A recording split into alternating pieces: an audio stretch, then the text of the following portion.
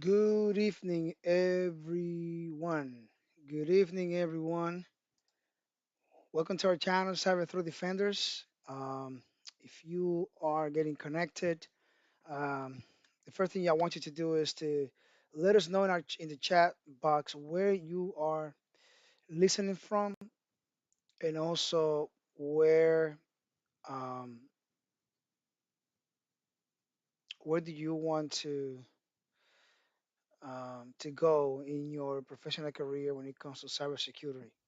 Where do you want? Okay. Give us one more minute. We want to make sure that you all are listening. Make sure that you all are watching. Want to make sure also that the camera resolution is fine. I know some people last time was telling me that the camera was not good, but I want to make sure that you guys are watching and everything is good. Also, don't forget to follow us. Okay, make sure that you hit the you know the ring bell, the notification bell in YouTube, and also you go to our channel in Facebook and you follow us so that way you get every content that we have and that we're gonna be publishing through the week, so that way you don't lose anything. Okay, so give me one more minute. Let me share this content into our page in Facebook. So I want everybody else to also um, this content not only get notified but also that they get the information that we're gonna share today. Okay. Give me one second. I want to share great information to you about how to pass the IC Square Certified Cybersecurity. Um, I'm not gonna say degree, but certificate. So the reason for this video is actually that I'm gonna be sharing with you how you can actually pass the certificate and how you can definitely um, get the passing score. So without further ado, let's just go into this because I don't want to spend too much time. So how did I pass this? The IC Square Certified Cybersecurity Certification. My name is Dewan Andor, and I am a cybersecurity engineer. And I wanted to talk to you about the certificate. So the first thing I want to show you. This is the letter of congratulations when I pass. This is the first thing you're gonna get when you pass the certificate. The letter when you get out, when you got the test. So you're gonna get this letter, and hopefully you do. Hopefully it says congratulations, and not you know like you didn't meet the score or you are below proficiency level. Okay, so this is the first thing you're gonna get. If you see this certificate is very recently. Okay, so at November 22nd. So we're talking about a couple of weeks ago. And the other thing that you're gonna get is this. I put this in here not because I want to like show off, but because I want you to see that I'm not kidding. I'm not lying to you.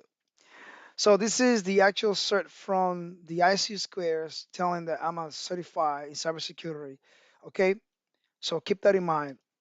Now, IC Square is being having this IC Square 1 million free certificate for they want to accomplish to give certificate free in the next couple of years to millions of people, and also to facilitate their certifications as well in a low cost. So um, this particular certification is part of the ISC Square 1 million free certificates that they've been offering. Okay. What we're going to be looking is into the course content. We're going to be looking into the five domains, if you want to call domains, right, or modules that this particular certificate actually covers. The domain contents, okay, how I actually did it, and the day of the test. This is something that I want to share with you because it is important for you to know what happened when you go to the test center. And I want you to keep this in mind because it is very critical. Because if you make any mistake, you might lose your eligibility to take the test and pass it. Another thing is I'm going to be sharing later on in another video. That's what I'm saying. Please subscribe and share our content with other people. Okay. I'm going to be sharing a document that I put together on how you can take advantage of the free self-paced test or training, and also how you can register for the test. So this is another video. It's gonna be like the part two of this that I'm gonna share after I'm done with this video. So please stay tuned because if you can register, you have until the 23rd of this month, December, to actually register for the test. And this test is free, but if you're gonna pay for it, it's like $200. Okay, so you're saving that dollar, that amount of money, and it is a great certificate to have, especially if you're gonna start your career in cybersecurity. Okay, so I want to mention this test content or this course content is the ISC Square contest. It's not my content. So if you can see there, it is a cybersecurity cert, self-paced. Nobody's rushing you. But remember, you have to take the test before the 31st of December, so you don't have enough time to actually just relax. So you have to take a advantage of the time and and put the time and effort to actually understand the material. As a course provides a comprehensive review of the information system security concepts, industry best practices, and terminology. So we're gonna go over that in a little bit, and we're gonna go over some of the exam outline. Okay. So the different domains, they are five domains. The first one is the security principle. Security principle. Okay. The second one is the incident response, business continuity, and disaster recovery concept. This is very important for you to know. We're gonna go over that in a little bit. I'm trying to make this video as short as possible, but I want to provide, all the information that it is required for you to actually pass the test. Okay. The other one is the access control concepts. Access control concept. We're gonna go over that as well.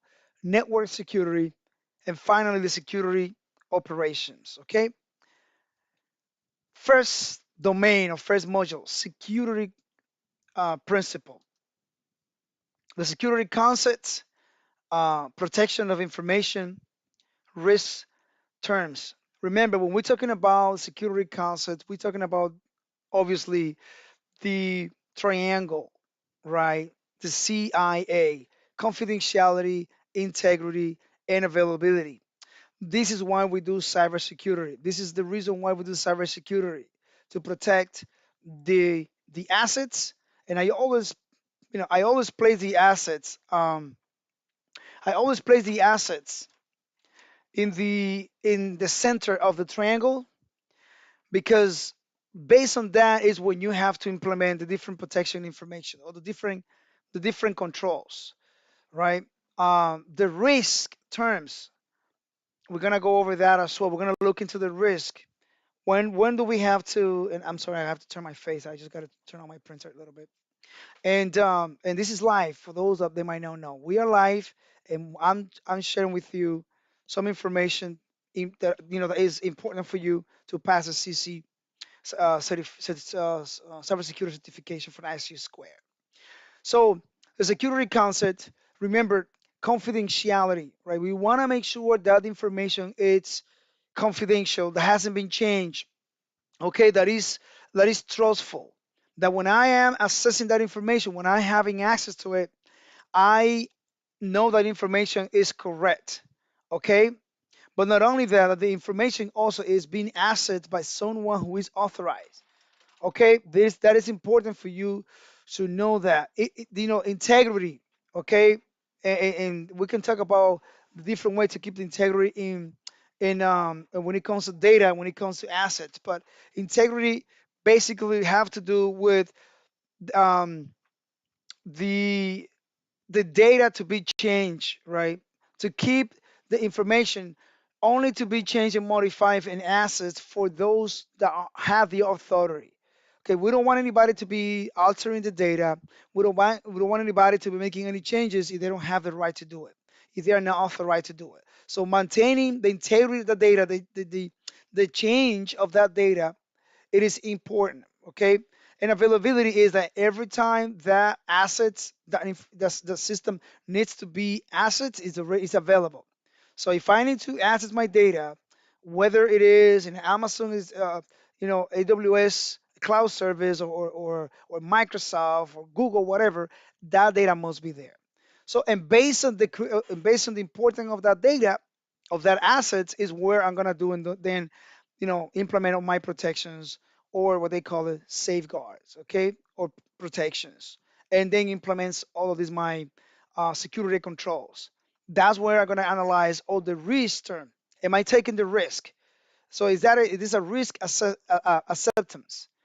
All right. Or am I going to transfer the risk? I don't want to have this risk. So let me buy in one of the one of the main and most known way to kind of transfer the risk is a like it's a security, it's insurance, right? You have the insurance that somebody else is going to take the risk, or you can avoid the risk, which is kind of hard, right? To avoid the risk, um, or you can just mitigate it, which is what most of us actually do. We mitigate the risk by implementing some security, some controls. So you're gonna see all of that, and all of this information. It is free when you register in ISU Square for the self-paced training. They give you all of this free. You don't have to study any other material. That is enough. Okay, risk treatment. How are we going to treat the risk? Now that we know that we have a risk and we did our analysis, how are we going to treat them? Security controls, the different controls. Remember, we have three type of control. We're going to go over that in a few minutes, so I'm not going to go in depth into this. And then we have the controls and the triad. Okay, controls and triad. We also have governance terms. We're going to go over that in a few minutes as well. Relating governance and elements, how they relate. When we're talking about governance terms, remember we have the governor who's actually lead or manage our organization, right? And then you have the regulations, you have the standards, you have the policy, you have the procedures, and you have the guidance, right? So we're gonna go over that. And it is key that you know that before the test, because you're gonna have those questions. I have those questions, right? There's an organization that there's a city in the state of whatever that implemented this law related to user information, okay, that cannot be disclosed, and there is a list of procedures that you have to follow. What do you do, or what is the definition? What is the meaning of that law that was implemented? Is that a procedures? Is that a standard? Is that a law? So all of that is good for you to know. Then applying the code and what is the appropriate action. And this is the other thing that you have to do is you have to view chapter summaries. It is important for you to review the summaries. Every chapter you're gonna have a summary, and every chapter is gonna have a quiz that I recommend you to take. Okay. Also, you have to view the terms and definitions. There are gonna be some terms that you're gonna have to look into it and find out the meanings if you don't know it. So in the module 2, this is the incident response and business continuity and disaster recovery concept. This is key when it comes to information technology and when it comes to the ISC square, specifically when it comes to this test, or if you're going to take the CISSP that I'm going to take later on. This is important because this is why we do what we do. Okay, a business needs to continue running, and things happens. Okay, and they happens unexpected. So and we have to have an incident response. When something happens, what are we gonna do? We need to have a business continuity plan. If something happened, it's a catastrophe. What It's a disaster.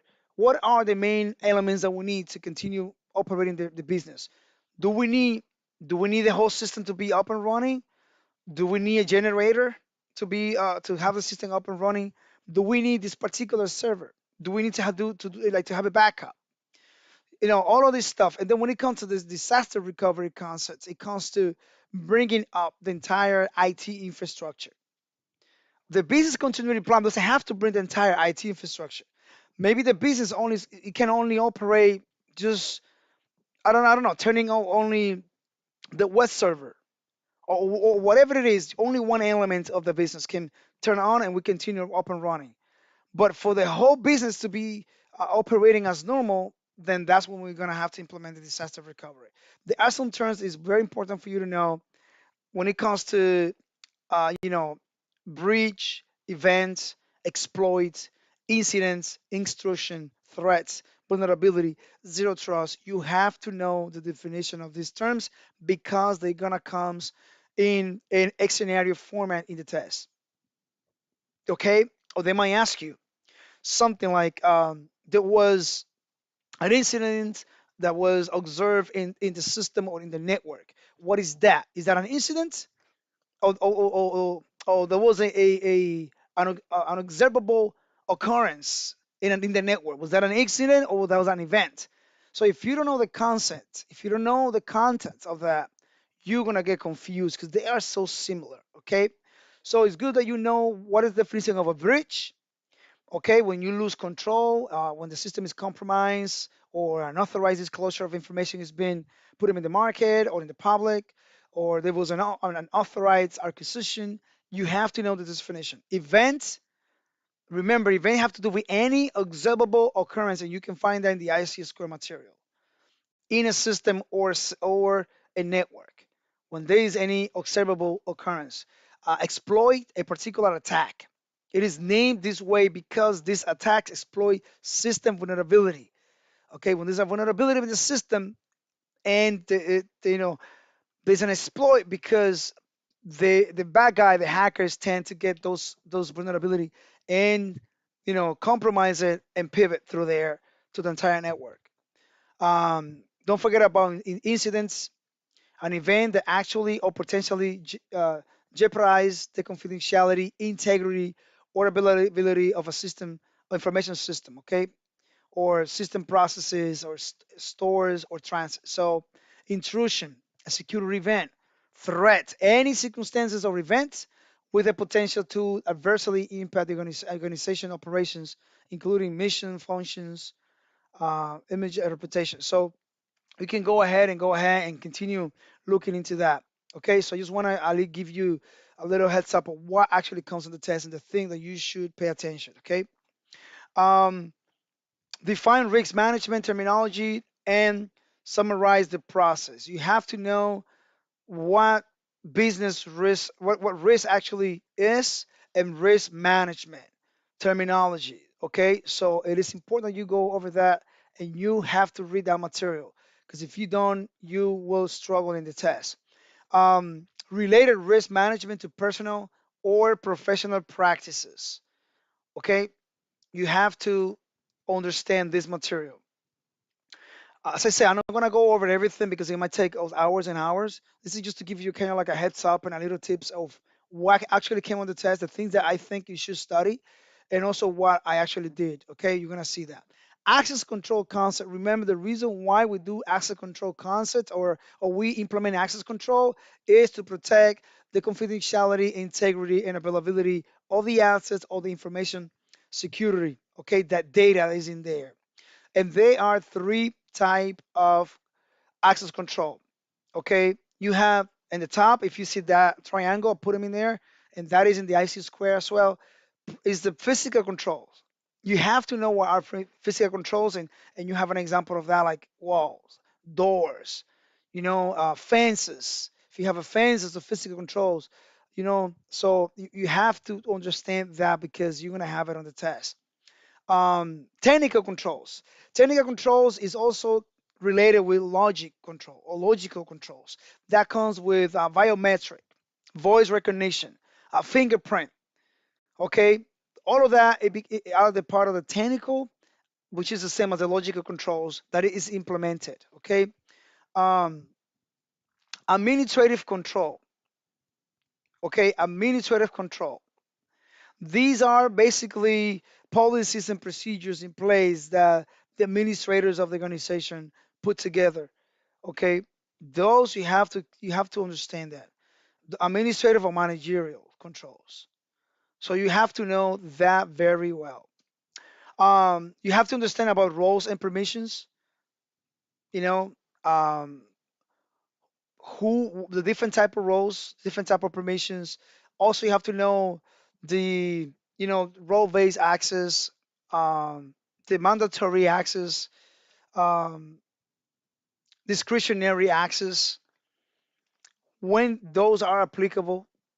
You know, you have to understand that privilege access management.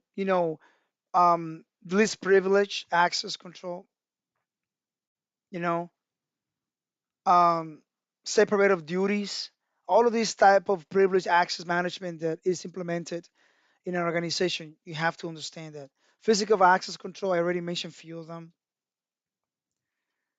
Reading users credentials, reading users credentials, you have to understand when this if what's the difference between authorization and authentication. If a person provide a username and password, is that for authenticate or is that for actually get authorized access to a system or not? So you have to understand that, and you're gonna get this once you start reading the material. You need to read the material. So network security, there you're gonna learn a lot about the difference and distinguish the difference between policies, procedures, standards, regulations, and laws. This is important because they're gonna say something like, GG word for this organization, and the organization a few minutes like just recently got a letter from the state saying that they need to do this and that. Now Gigi needs to put together a set of steps to provide it to the users. What what the steps that Gigi's putting together represent, or what is that? Is that a policy, procedures, standards, regulations, and laws? So you have to know the difference of each one of this, so that way you pass the test. This comes on the test. Demonstrate relationship among governance elements. How do they interconnect or interrelate? How do they actually work together? What is the relationship between or among these different, you know, I would say is governance, regulations, standard policy, and procedures? What is the order? What comes first? So you have to know that. And we have also the security operations. And when it comes to security operations, this is actually is kind of like the day-to-day things that is done when it comes to data, when it comes to handling information. So the first thing you're gonna see is data handling. How is data is being handling? You're gonna find out about the classification of the data. Okay. Um, this is the moment by moment active use of the security controls and the risk mitigation strategies that an organization has in place. Every business has their own risk mitigation strategies. They have the security operations. They have how to handle the data. You have to know how the business actually does that. But this document actually tell you how to handle the data, how data is classified, how data is labeling. Remember, classification of the data. If it is proprietary, if it is sensitive data in the industry, those are terms for the industry. If you work in the government, you're gonna find something like unclassified, classified, secret, top secret. Uh, compa- um, they also call it compartmentalized. So there are all the type of stuff in the government. But when it comes to the industry, you're gonna find all of the other classification. You have to know that labeling, why they use or implement labeling. Security labels are part of the implementation of controls to protect classified information. It is reasonable to want and simple way of assigning a level of sensitivity to the data assets, such that higher the level, the greater the presumed harm to the organization. So this is where if data get exposed that it shouldn't, there's a degree of harm that can cause to the organization. You can see serious damage, grave damage, or a disaster. So that's something that you're gonna find out when you read about this. So labeling, data sensitivity labels and labels, data retention. Why the how what do we do with the data? How long should we keep this data here? Why do we need to hold it? What do we need to um, you know not to use it anymore? What do we do if we don't need to use this data? The various type of data. Um, the industry standards and the law regulation that have to do with that particular data. What about if we're using data from the another country? What laws applies to it? What is the difference when it comes to records? And then also the destruction. What do we need? When is the data ready for destruction? And also, how do we make sure that the data get completely eliminated? That there's no any remnants, there's no any leftover. Data is already gone. Everything is completed. This is important for you to know. That comes in the test, and um, just don't take it for granted. Review it. Logging, logging that information. Okay, it is important to know that. You're also gonna know about the ICU Square Code of Ethics preamble. You have to know that. You have to know about the code, the ISC Square Code of Ethics, the canons. It is important to know the canons because sometimes they're going to ask you some questions about that. I didn't get any questions about the actual ethics preamble, but I got about the ethics. So read it and know both. Privacy policy, okay, the data privacy policy. Change management policy. When the data needs to be created, stored, used, share, archive, and destroy. That is important. And you're gonna find that in the book. Okay.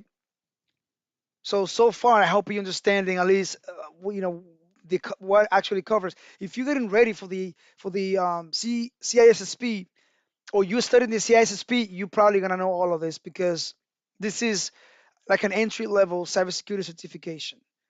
Okay. So if you studying CISSP already, or CISP by my chapel, or whoever books, whichever book you were using, you probably should know already all of this that we are talking about. The next one is how I did it. How I did it. And I'm gonna try to be brief with this thing. Okay. So I studied the material of the IC Square. You gotta go to the website, and my next video is gonna be uh, a short video of how you can actually register for this, and I'm gonna be sharing with you a PDF file that I put together for that. Okay, so I highlighted the concepts and terms. You're not gonna know everything. So any concept that you think you need to um, to research a little bit more, just highlight it and look for it. So I researched terms and concepts for a better understanding. So I wanted to know more about some specific terms that I didn't know too much. I took the knowledge check for every chapter. So it's kind of like a little quiz that they have in every chapter. And also I took the final assessment.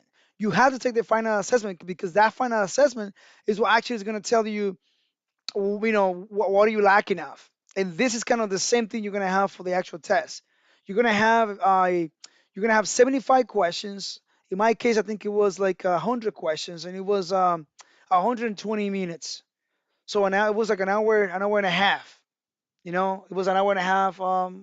Yeah, it was like a 90 minutes, kind of. I can't remember very well. It was a 90 minutes or 120 minutes. I think it was 120 minutes. So you need to have a 70% passing grade. So, and what I did was I just repeated the process until maybe a few days before the test. I just repeated the same concept, went back again, the same process, review the material, review. Um, I took the knowledge check, and I was taking all the time the final assessment. That was key for me, and I hope it actually helps you. Now, to actually kind of like finish this, the day of the test. You have to go to a present view, or you can do it online as well. But I don't know if you like to have that test, the camera behind you, and that there could be a lot of suspicious things there. But when you go to the present view authorized test center, you're gonna find somebody's gonna be there. You're gonna drive there. You gotta be there 30 minutes before. Please make sure you're there 30 minutes before because they're gonna keep an eye on you when you get there, and that might disqualify you if you get there late. Okay. Bring two forms of ID. That doesn't Two forms of ID is your driver license, and bring like your passport or your resident, right? Because if you just bring a letter that says where you live, it doesn't have an image. You have to have your image, you have to have your address and everything in there. So you bring your driver license and bring your passport. That's the easy way to go. Leave your belongings in your cars, or you can leave it at home if you want it. They give you a key. They have a locker. You can put everything in the locker. You can bring it with you, but you need to remove everything. The receptionist will tell you need to remove everything. Phones, I mean, any smartwatch, anything that you have, you need to take it off. The only thing you're gonna keep with you is gonna be your driver license at all time. They're gonna scan your palms. You're gonna scan your hands, right? They're gonna scan it both left and right. They're gonna scan it multiple times, and the receptionist, is gonna tell you you're good to go. only keep your ID. I put it in red at all time. Your ID, keep it with you at all time. Okay, and then you have to proceed to what you are told. The guy's going to tell you what you have to do. Just don't do whatever you want. You can still at that moment go to the bathroom if you want to. You can tell the guy, hey, I gotta use the restroom. Just make sure you are clear. You're not doing anything suspicious. Go to the restroom and then come back, or just follow the next step that he's gonna tell you, like, okay, now turn left or go here, go there. When you go there, there's another section is that will follow up with you. Okay, somebody else is gonna tell you something like, okay, show me your ID again. You're gonna show the ID. They're gonna scan your hands again, and they're gonna tell you they're gonna be like a blue or a piece of tape on the floor. They're gonna tell you, okay, go back behind that line or behind that tape, and you have to wait there until the person goes inside the room, do whatever they got to do, and then they're gonna tell you um, where to sit. Sit where you are told. Don't start like, oh, I'm gonna go here. No, just go there, sit down, and just concentrate on your test. You don't have to be looking around and wondering and trying to. Anything that you do that is suspicious can actually disqualify you for the test. Remember, after you take the test, they're gonna go over this reviewing process, making sure that everything you did step by step was as expected, so that they can give you then the approval. You can even get the letter saying congratulations, you passed, but you don't get the actual certificate later on until they approve you through the whole process. So just concentrate on that, and then note, if you have to go to the bathroom or go outside, raise your hand. The guy's gonna be there waiting for you. He's gonna come in. He's gonna see you through the camera. He's gonna come in and he's gonna tell you, okay, go ahead. And then you come back into to the same room, to the same place. Okay, do not do anything. I would say I'm not gonna use that term, but I'm gonna say suspicious that might disqualify you for the test, and you lose your money, you lose your time, and you might be in like a red flag in the IC square and person view, you know, system. So you don't want to go through that. And lastly, I want to say thank you all for staying with me for about like 30 minutes to go over this particular information that I wanted to share with you. I definitely wanted to share this with you because I know that a lot of people can benefit from this, and I want you to benefit from this, and you can go and take your test and pass it.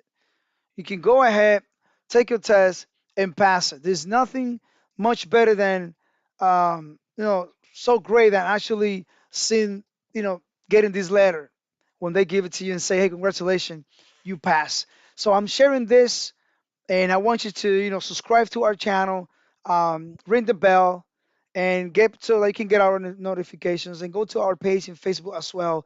This channel is Spanish and English, so I'm trying to do both content because I have a lot of English speakers as well that they've been telling me, hey, I would like to subscribe, but you don't do it in English. So now we're doing both sides. We're doing English and Spanish as well, so that you can actually benefit from what we are sharing. Not only this type of information, but we provide training, we provide news, a lot of information. We bring people also to share their knowledge in cybersecurity, information technology, or any other devices that they want to share on our platform. Okay, so um, it's been a pleasure for me to share this information with you. Stay tuned.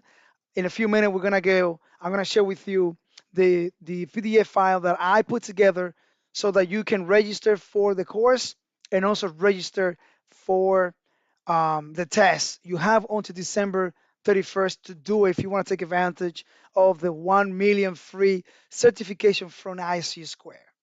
So thank you very much. Stay tuned. It was more than a pleasure to be with you. My name is Dewin Andujar. See you soon.